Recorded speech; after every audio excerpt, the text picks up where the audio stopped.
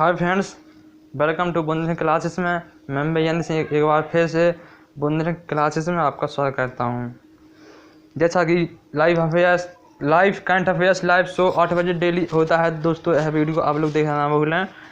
दोस्तों इसमें most important question होने वाले हैं, तो आप लोग अवश्य देखें यह वीडियो को, ठीक है। आज 7 अप्रैल है, तो दोस्तों आप लोग देखना ना भूलें 7 अप्रैल का वीडियो। मोटिवेशन कोट से स्टार्ट करते हैं। जब सो रहे होगे सब तब भी तुझे जाग कर पढ़ना ही होगा। जब सो रहे होगे सब तब भी तुझे जाग कर पढ़ना ही होगा। बड़ा सपना तूने देखा है, उसे पूरा करने के लिए तुझे दिन रात खुद से लड़ना ही होगा। दोस्तों जब दुनिया सो रही होगी तो आपको जग कर पढ़ना होगा। जब आपका पूरा सपना होगा दोस्तों, तो आप कभी अपनी हिम्मत से पीछे ना हटें, ठीक है दोस्तों। क्वेश्चन स्टार्ट करते हैं। आज का पहला क्वेश्चन है, विकास और शांति के लिए अंतर्राष्ट्रीय खेल दिवस कब मनाया जाता है? विकास और शांति के लिए अंतर्राष्ट्रीय खेल दिवस किस दिन मनाया जाता है? इसका आंसर है 6 अप्रैल को। इसका ऑप्शन नंबर 1 करेक्ट आंसर होगा। 6 अप्रैल को मनाया जाता है विकास और शांति के लिए अंतर्राष्ट्रीय खेल दिवस। आपसे पूछा जाए खेल दिवस कब मनाया जाता है, तो खेल दिवस मनाया जाता है 29 अगस्त को खेल दिवस मनाया जाता है, ठीक है। आपसे पूछा जाए 7 अप्रैल को कौन सा दिवस मनाया जाता है, तो 7 अप्रैल को विश्व स्वास्थ्य दिवस मनाया जाता है। 7 अप्रैल को 10 जनवरी को कौन सा दिवस मनाया जाता है, तो 10 जनवरी को हास्य दिवस भी मनाया जाता है और विश्व हिंदी दिवस भी मनाया जाता है। तो आप लोग बताएं कल राष्ट्रीय हिंदी दिवस कब मनाया जाता है, तो कमेंट बॉक्स में जो भी बताएं कि राष्ट्रीय हिंदी दिवस कब मनाया जाता है। तो इस क्वेश्चन का आंसर होगा ऑप्शन नंबर ए, 6 अप्रैल को मनाया जाता है विकास और शांति के लिए अंतर्राष्ट्रीय खेल दिवस, ठीक है। भारत में राष्ट्रीय खेल दिवस मनाया जाता है 29 अगस्त को मनाया जाता है खेल दिवस। ऑप्शन नंबर बी का क्वेश्चन है, अटल इनोवेशन मिशन AIM के नए मिशन निदेशक के रूप में किसे नियुक्त किया गया है? तो आप लोग उसका सही आंसर बताएं करेक्ट। इसका सही आंसर है डॉक्टर चिंतन बेसराव को अटल इनोवेशन मिशन AIM के नए मिशन निदेशक के रूप में चुना गया है। ऑप्शन नंबर बी इसका करेक्ट आंसर है। अटल innovation mission AIM NITI Aayog की एक प्रमुख पहल है। आपसे पूछा जाए किसकी पहल है अटल इनोवेशन, तो अटल इनोवेशन एक नीति आयोग की पहल है। नीति आयोग की स्थापना किस वर्ष हुई थी, तो नीति आयोग की स्थापना 1 जनवरी 2015 को हुई थी, जिसके अध्यक्ष होते हैं प्रधानमंत्री और उपाध्यक्ष होते हैं राजीव कुमार। आपसे पूछा जाए CEO कौन है, तो अमिताभ कांत CEO हैं। मुख्यालय कहाँ पर है, मुख्यालय दिल्ली में है नीति आयोग का, ठीक है दोस्तों। इसके बाद है नेक्स्ट क्वेश्चन है क्वेश्चन नंबर थर्ड है, भारतीय रेलवे द्वारा बनाया जा रहा दुनिया का सबसे ऊंचा रेलवे ब्रिज कौन सा है? भारतीय रेलवे द्वारा बनाया जा रहा दुनिया का सबसे ऊंचा रेलवे ब्रिज कौन सा है? तो सही आंसर है चेनाब पुल। ऑप्शन नंबर ए इसका करेक्ट आंसर होगा। चेनाब ब्रिज पुल बनाया जा रहा है चेनाब नदी पर बनाया जा रहा है पुल 1.315 किलोमीटर लंबा है। आपसे पूछा कितने लंबा है, तो 1.315 किलोमीटर है। चेनाब नदी किस नदी की सहायक नदियाँ है, तो सिंधु नदी की सहायक नदियाँ है चेनाब नदी। जो भारतीय रेलवे द्वारा दुनिया का सबसे ऊंचा रेलवे ब्रिज बनाया जा रहा है। इसके बाद नेक्स्ट क्वेश्चन है क्वेश्चन नंबर 4 है, हाल ही में किसने एकीकृत स्वास्थ्य सूचना प्लेटफॉर्म IHIP लॉन्च किया है? हाल ही में किसने एकीकृत स्वास्थ्य सूचना प्लेटफॉर्म IHIP लॉन्च किया है? इसका सही आंसर होगा option number C correct answer है डॉक्टर हर्षवर्धन ने एकीकृत स्वास्थ्य सूचना प्लेटफॉर्म IHIP लॉन्च किया है। इसके जरिए लोगों के बारे में डिजिटल रूप में आंकड़े तत्काल उपलब्ध हो सकें। आपसे पूछा जाए कि डॉक्टर हर्षवर्धन कौन है, तो भारत के केंद्रीय स्वास्थ्य मंत्री हैं। प्रधानमंत्री कौन है, तो नरेंद्र मोदी प्रधानमंत्री हैं जी। रामनाथ कोविंद भारत के राष्ट्रपति हैं। वेंकैया नायडू भारत के उपराष्ट्रपति हैं, ठीक है दोस्तों। इसके बाद नेक्स्ट क्वेश्चन है क्वेश्चन नंबर 5 है, सुप्रसिद्ध अभिनेत्री शशिकला का निधन हो गया, उन्हें किस वैश्य पद्म पुरस्कार से सम्मानित किया गया था? सुप्रसिद्ध अभिनेत्री शशिकला का निधन हो गया, उन्हें किस वैश्य पद्म श्री पुरस्कार से सम्मानित किया गया? इसका सही आंसर है 2007 में। 2007 में शशिकला को पद्म श्री पुरस्कार से सम्मानित किया गया। ये करेक्ट आंसर होगा। इन्होंने कौन कौन से फिल्मों में काम किया?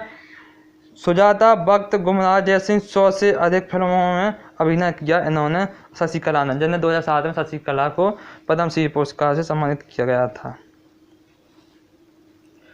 क्वेश्चन नंबर 6 है 5 और 6 अप्रैल को सर्गेई लावरोव भारत की 2 दिवसीय यात्रा पर हैं, वे किस देश के विदेश मंत्री हैं? 5 और 6 अप्रैल को सर्गेई लावरोव भारत की 2 दिवसीय यात्रा पर हैं, वे किस देश के विदेश मंत्री हैं? इसका सही आंसर होगा ए, रूस के विदेश मंत्री हैं सर्गेई लावरोव। रूस की राजधानी कहाँ है? मॉस्को रूस की राजधानी है। यहाँ के राष्ट्रपति कौन है? तो पुतिन यहाँ के राष्ट्रपति हैं।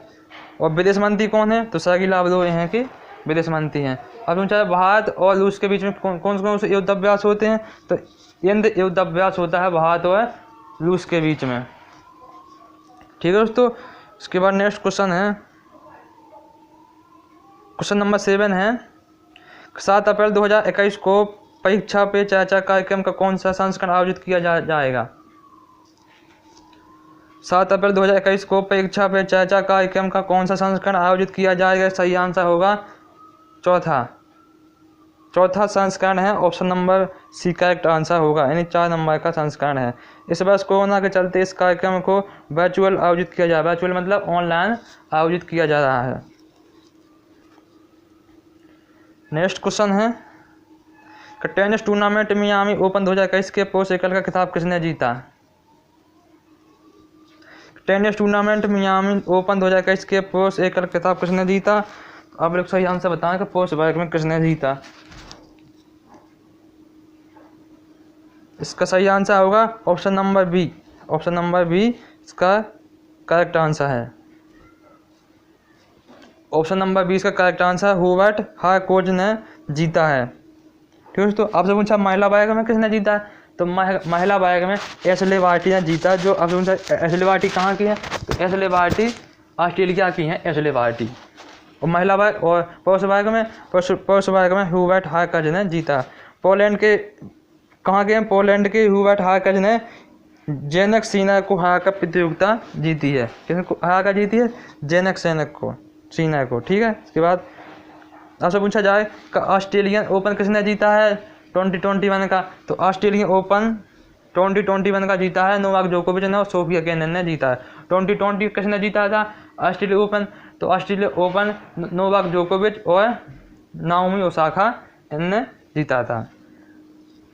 ठीक है दोस्तों। इसके बाद है नेक्स्ट क्वेश्चन है Manohar Parrikar brilliant mind simple life पुस्तक के लेखक कौन है? Manohar Parrikar brilliant mind simple life पुस्तक के लेखक कौन है? इसका सही आंसर होगा Nitin Gokhale. Option number D इसका करेक्ट आंसर होगा Nitin Gokhale. Manohar Parrikar brilliant mind simple life पुस्तक के लेखक हैं। मनोहर पर्रिकर भारत के पूर्व रक्षा मंत्री हैं, गोवा के 4 बार मुख्यमंत्री भी रहे थे। आपसे पूछा जाए कि मनोहर पर्रिकर कौन कौन से पद पर रहे?